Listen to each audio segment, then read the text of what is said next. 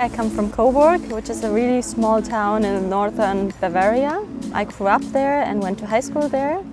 I decided to move to Leipzig, which still is called the Little Berlin. So you have like the flair of Berlin, but it's not that huge. But you still have the openness, the intercultural scene, and also really good university where I did my bachelor's then.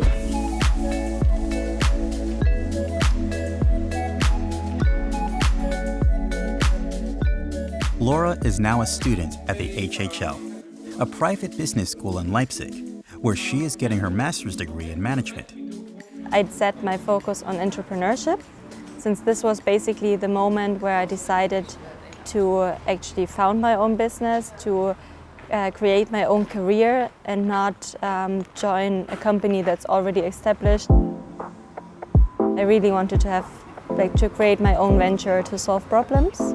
Together with her classmate Jonathan, Laura is founding her own company.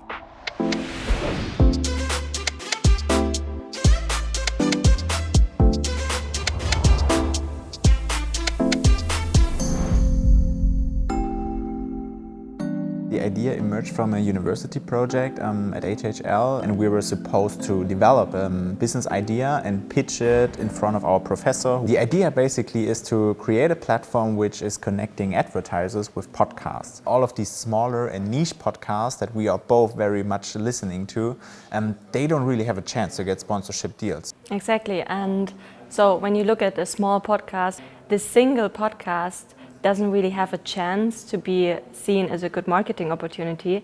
But if you kind of bundle 5 of them, for example, you can do actually the micro-influencing, but on a large scale. Yeah, absolutely. Startup scene in Leipzig is growing fast, in my opinion, and there are a lot of really cool events for entrepreneurs and those who are interested in becoming an entrepreneur, that you can really have some fruitful conversations with everyone and with like-minded people.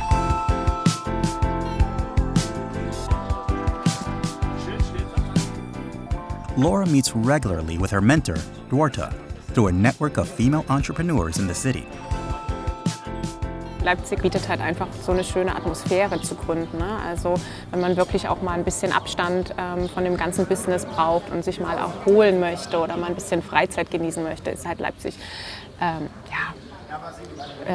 Traum. Ein Traum. Und gerade, glaube ich, wenn man sich in so einem Umfeld befindet, wo viele Startups, viele Gründer aufeinander treffen, wie es jetzt zum Beispiel in Berlin oder jetzt auch in Leipzig ankommt, ich glaube, auch da findet man besonders leicht, sage ich mal, dann Gleichgesinnte, die vielleicht auch schon gegründet haben und einen guten Exit hingelegt haben und dann sagen, okay, jetzt wollen wir ein neues Unternehmen unterstützen einfach. Und ich glaube, da baut sich gerade ziemlich gut ein Netzwerk in Deutschland auf.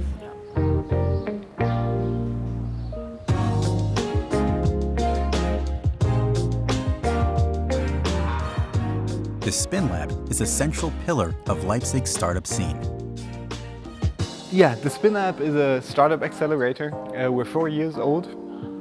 We're a private bottom-up initiative here in the western part of Leipzig on the so-called Spinnerei-Gelände, which used to be the largest cotton mill area in continental Europe.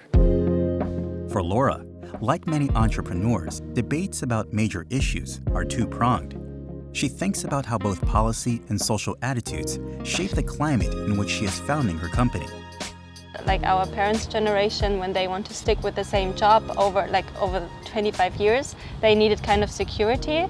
And our generation maybe is not, we don't see the job as the security, but we more see our education as the security to get a new job whenever and wherever we want to have a new job. Since the German culture is kind of not that risk friendly, if I can put it like this, with the risk aversion impacts the willingness to invest, especially early on. However, sometimes, as attitudes change, so does policy. I believe actually Germany has caught up quite a bit in the past 10 years. There's been a lot of private and public initiatives to close the so-called funding gap. To compare the US and Germany, I think what's kind of ironic is that, in Germany it said, we need a better learning and failure culture. And at the same time, actually the risks if you fail in Germany are a lot less, just because social security systems are that more well established. One area where the debate on public opinion and regulation are especially intertwined is on data protection. I think privacy has been a concern for a long time here.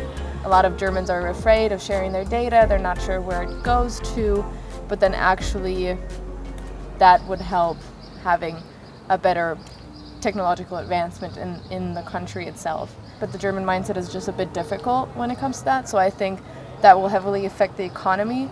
At the same time, I think, depending if you look at the topics through the eyes of an entrepreneur or citizen or politician, there's always going to be some compromise needed to level things out.